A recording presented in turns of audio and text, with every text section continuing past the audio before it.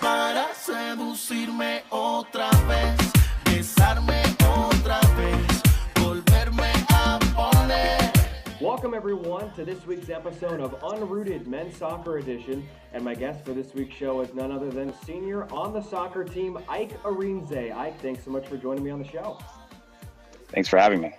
You're very welcome. Let's start by getting to know you a little bit better. You went to St. Augustine High School in San Diego and led a team to an undefeated season in 2014.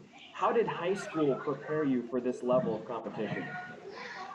Well, the high school that I went to, the level was always high, so there's always a high expectation to live up to. So once I got comfortable and made my way into the lineup on the team, it was really just seeing how we can go up from there. So everyone was super competitive, and the level was great, and we always knew that the eye was on us once we won that championship. So the level kept going higher and higher, and even to this day, the level's still high, and they're still winning a lot of things still. So, yeah. Yeah, now this is your fourth year at Menlo, so we've gotten to know you quite well, and so too have the fans. And you can hear them in the background right now. It's actually the women's soccer team, as you mentioned, off the air, doing a full workout. What is it like hearing the crowd go nuts for you every time you get into a ballgame? Geez, it was so loud, I almost didn't hear the question. It's definitely a confidence booster.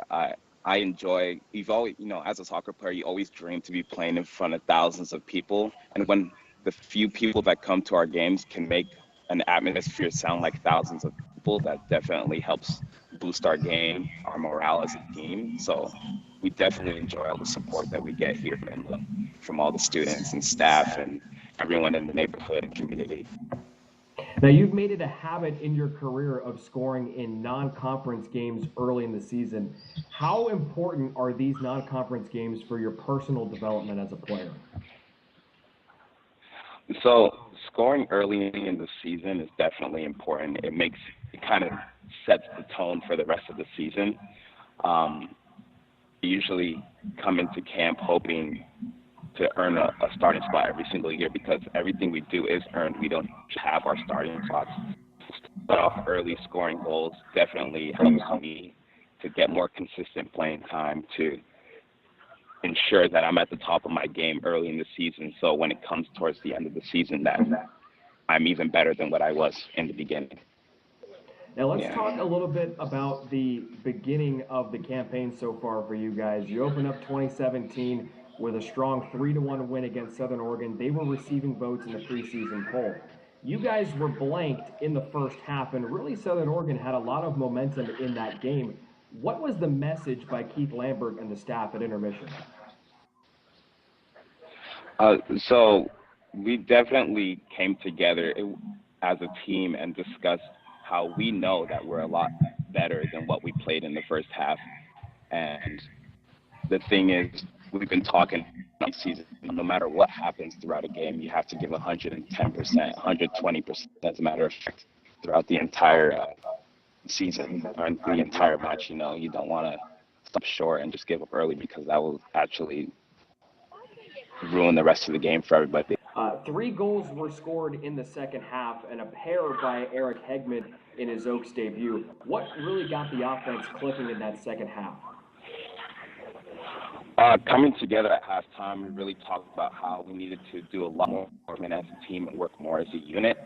Once Eric actually scored his first goal, I think it started off with Axel, that really boosted the team, that we knew that, okay, here's where we can start going. We can find a system here. We need to maintain this pressure that we're giving them. And eventually they started coughing up more and more chances for us, and we took advantage of them, and that led us to a great victory. Now, I was blown away by the play from Julio Naranjo in the net. What did you see from him in the opener and in practices so far? Okay, so in practices, Julio has been fantastic. We have 4 goalkeepers, and they're all rotating, and it's just a constant competition between all 4 of them. So Julio has definitely been standing out in practice. He's been working hard on and off to maintain his diving and his saves, all that, and it definitely translates into the game. So everything that I've been seeing in practice was easily seen on the field, and that's what we can expect from Julio from now on. Now, the GSAC is always loaded with talent, so you're going to need some solid play from guys like Julio in the net. But what is it going to specifically take for this year's Oaks to make a run at a repeat championship in the conference? I feel like giving 100% effort 100% of the time is what's going to take us back to the top. We know what it takes as a team. We still have people from last year's team that know what it takes to make it to a championship. So as long as we use our experiences for the new guys and see how we can collectively build that chemistry that we had last year and keep the culture alive, we can definitely find our way back into a GSAC championship again. Further, maybe we'll make it and win nationals this year. Yeah. How tough can that be sometimes to keep that chemistry together? Because you guys are dealing with 8 new starters compared from last year's championship team. It's definitely harder to build that chemistry as now we have a 30-man roster. So constantly at practice, Keith Lambert actually sets up 11v11 games. So everything that we're doing is directly going to be translated into the game. So we always practice like it'd be a game. So building that chemistry at practice in that match scenario is what's going to help us when we actually hit a match or face another opponent. Now, this upcoming week, you guys have 2 ranked teams on tap. The 20th ranked Rocky Mountain College squad and number 9 ranked Marymount, California. You guys play them next Monday. What is it going to take for you guys to come together, like you've been talking about, and really play 2 solid ball games to keep that unbeaten mark intact?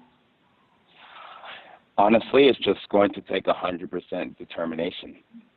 We know that we've played a lot of ranked teams in the past, and when you decide to focus on the achievements of other teams and their ranking and all those other outside influences, it's really going to affect you mentally. But if you can mentally come into a game and be prepared and tell yourself that everyone's on the same level, everyone's capable of doing the same thing, then you have a great chance of succeeding. And I expect our team to do exactly that this upcoming Monday. All right, Ike, we're going to transition to the final segment of the show here. It's called Brownie Bites. I'm going to ask you 3 random off-the-wall questions. Give me your best answers. All right. Question number 1. If you had to guess who cheers the loudest for you from the sidelines, who would it be? Ooh.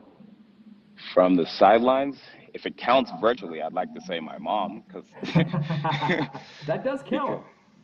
Because I know before every game she calls me and makes sure that every game is live streamed, and I just know from growing up that I could hear her voice coaching me through every minute that I'm playing. And after the games, I call her and she'll even critique my game sometimes. And I just know whenever something good happens, something bad happens, I could hear her voice, like she's screaming. So I definitely feel like she'd be the loudest cheerleader, for example, for me. That's a solid answer. Question number 2.